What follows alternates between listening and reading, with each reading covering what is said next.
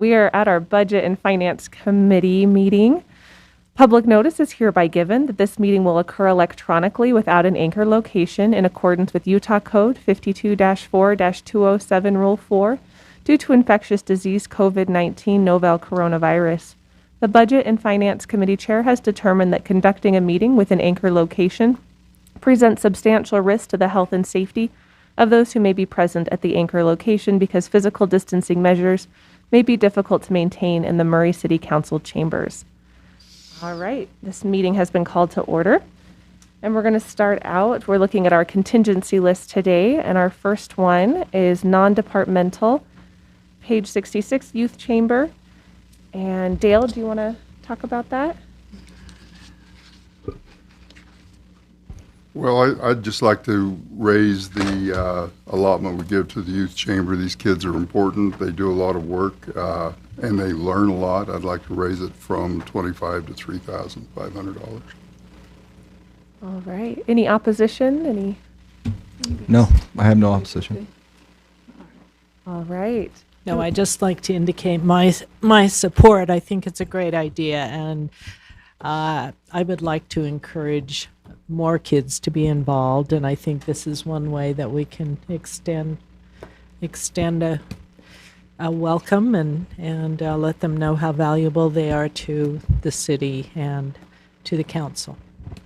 Thank you. Thanks, Dale. And we probably have one of the greatest programs in the state. I agree. Sherry Van Bibber been very committed to this, and I don't know how many projects they do a year, but it's at least 50. So it's Sherry's amazing. Great. So Yeah, really. So thank you. Really appreciate her. And do we need to take any formal votes for any of these or just general? I think just a general consensus is okay for me, because you're going to have to vote on it. Vote on it anyway. Oh, right. So Okay. it's not a formal, it's just a yes, we're kind of, Okay. go ahead and do the work it will take. And my plan for this, and if you're in agreement with the next one, is to just lower the miscellaneous budget line item in non-departmental by the amount that we are adding to the youth chamber. And the youth chamber dinner, we will also put in there. It's not something that I believe that council should pay for and get allocated to the rest of the city. It's more of a, and I think it will also need to appear in the addendum because they're not city employees, so Okay. we'll adjust the addendum. If you're in agreement with the next item, I kind of jumped ahead. Well, I think we were all in consensus for the last one, so we can go ahead. I'll jump together to the Pay for Youth Chamber to attend the ULCT Local Officials Day, which is $1,400. And Dale, did you want to say anything about that? I just think this is a good stroke of business, because when we get to that, they're scattered every place, and we can't find them chairs sometimes or tables. So when we, and this, thanks to Jennifer for doing it, if it's passed, but when we make our reservations, she can make those as well, so they can sit with us, with the mayor, with the local officials from Murray, instead of trying to find a place to sit. Yeah, I agree with that one also. Thank you. Great. It seems we have general consensus. Yes. Fantastic. All right. Thank you for bringing it. The next item is from MCEA, and that is to waive golf cart fees for the golf tournament, which the amount is $670. And yeah, does anyone want to say anything about that one? Any concerns, comments? All right. I think it's an easy thing we can do to support them. and- Yes. Yeah, so all that really happens in the budget for that, it gets added to the addendum because they are not technically a city, part of the city. Right. So it gets added to one of the things we are giving away, Okay, so. great. I'm glad we're doing that. And I Yes. think it's a nice Absolutely. thing. Yeah, me too. Especially because we're getting those new fancy golf carts, right? Right. It'll be very exciting. All right, so finally we hop down to the discussion about employees who are at the top of their pay scale and issues of bonuses and things like that. Dale, did you want to say anything? Yeah, I'd like to move it to a dollar amount instead of a percentage. if we go ahead with that, give everybody the same amount, because I think percentages could screw up not only the STEP program, but one person might get more than another, and I think this is just to show appreciation. So let me ask, so this is just so that, so if you're redlined, in fact, I guess, is Brenda going to talk about how? Yeah, how I much can, and all I that? can talk. Okay. All right, but it's, so if they're redlined and they're not getting an increase, as we talked about yesterday, then they'll, not a percentage, they would just get a certain dollar amount. Does that happen at the end of the year? Does that happen, when does that happen? Well, since we have stopped doing red line bonuses since the STEP plan came in, because it solved the issue or parts of the issues that we were having and the reason we were doing red line bonuses. Financially, as a finance person, I don't think we should do red line bonuses. It is, everyone that's in step 12 or above is getting paid at high market, or if they're in a high demand type of job or what we call a high value, they are getting paid above market. So financially, if we give any type of a red line bonus, we're doing this out of reserves. You have to remember, this whole budget is coming out of reserves. So, and I didn't do the math, but we collect approximately $9 million in property tax, and our reserves that we are using is 2.7. So if you think about that, that's about a third of our property tax that we're collecting.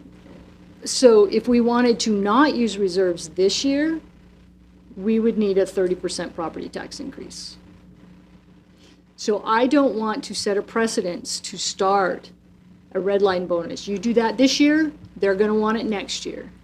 And next year, we're going to be sitting here trying to decide, do we fund our health insurance increase by switching from 85-15 to 80-20? And I think you understand what, okay. Do we force to save on insurance everyone to be on the HSA? Right now, it's optional. HSA would save the city a ton of money if we were all on the high deductible STAR plan. But we're not. We give people the option. So financially, it's not a really good precedence to start setting. And Let me ask a question, Brenda. When did it, remind me when it started, when it stopped? I can't the red line remember. bonus? Yeah. It was probably, I know they were doing it prior to when we hit prior to when we did the STEP plan, which was in 2017. Okay. This is the 2018-19. Did we do it budget. after that one or two No, we times? No, it did not. stopped after the We step. have not step. ever, since we went on the STEP plan. And part of the reason we went on the STEP plan itself was we did a compensation study just to make sure that everybody was being fairly compensated. Turned out most of the ranges were okay. Some of them went up, some of them went down. We were reasonable. HR had done a really good job of doing some studies. We were reasonable. The problem is it took, you could be here 20 years and you still weren't at your max. Because one year we'd get maybe a 1% merit, maybe a 2% COLA, 1% merit. The next year, oh, we can't afford a merit, so we'll just give you a COLA. People were really happy if you got a 2% merit. Now what's happening in the STEP plan, as you're a new employee, you get a 5% merit. That's basically what the STEP is. It's a 5% merit. And then after 5 years, you get a 2.5% merit. So you are almost guaranteed, unless you switch jobs, at year 12 or less, you will be at the top of your range. And then we will adjust your range based on market or reevaluation every year. I had some step 12 people who are getting adjustments because their ranges have changed. We never lower anybody's range, we only increase them. So, and How the many, other, how many employees are redlined? 135. Oh, not many. Because we are stepping him through the steps very quickly. I think, if the mayor's okay, I think the mayor, he worked for us for over 20 years and never got to the top of his range because of what I just said. So, but we make sure that that range is fair and balanced. The other thing is everybody is in the city, including you, are getting the 3% COLA. I did just a quick little study on the 3% COLA of how much dollars those are. The other than okay, on average, everyone in the city, I pulled you guys out because you're not full-time employees, so I pulled you guys out to not skew the things. All employees on average are getting a $2,130 increase this year. The other than You said step all 12 employees are? on average. So not the that's red all line, high. but not the red line or something? Everybody, no, Everybody. red lines. Oh, get they it will too. still get that too? Yeah. Okay. Red lines, Say that amount again, Brenda. 2,130. So if I just look at my other than step 12 people, and let me do this really quick because we have a minute. Make that small. Find my Zoom thing so I can share this.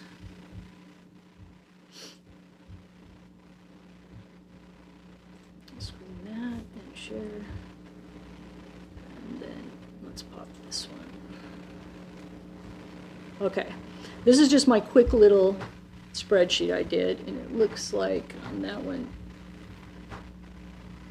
for some reason, on the one that you're seeing up there, you're not seeing the whole thing. It's starting with the COLA, but that'll work. So the all employees average is 2130. The other than step 12. So that is everybody that is step 11 or below. Their COLA their average COLA is 1985. The low person is getting 889, and the high one is getting 4895. I can tell you who that is, but it doesn't matter. Step 12 employees, so the ones that are at step 12, their average COLA is 2398. Their low is 1247, and their high is 5248. Now that high one, I just put it in there because it is the high, but that is someone who has been here a long, long time and has huge responsibilities. That's why their COLA is bigger than everybody else's. And it's not the mayor.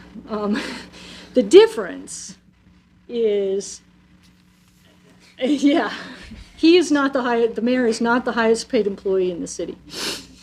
The difference from the step 12 and the other than step 12 is $413. They're already getting more dollars than everybody else.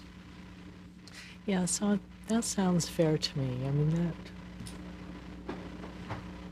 yeah. I guess the only part that honestly confused me yesterday is when, and Blair, I don't know if I'm quoting you exactly, but when you said it's a little late in the game, I'm thinking like, I don't understand that. When the budget comes to us, are we just supposed to rubber stamp it? It didn't make any sense to me yesterday that I felt like, oh my gosh, we shouldn't be, obviously we respect and always go through everything that you guys, I mean, I don't think we've hardly ever changed anything, and we've always been really respectful, but yesterday I left thinking, gosh, are we never supposed to touch this when that gets to that point?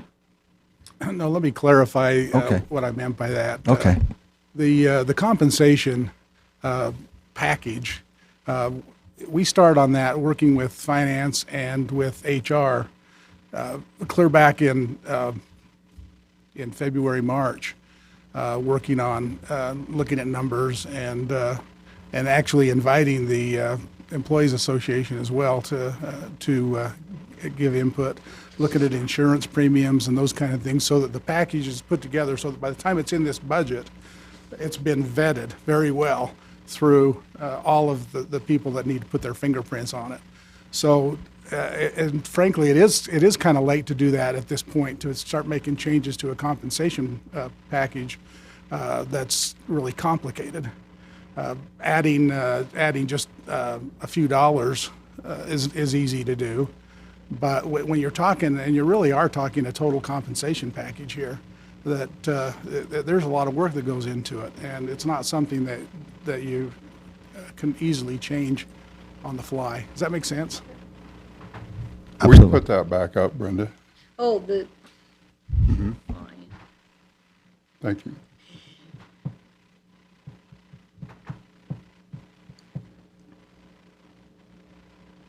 Okay. Okay, so other than the step 12, their average COLA is 19, their low is 8 or 9, high is, and they're all getting a step increase as well? Yes, they will get a step increase as well.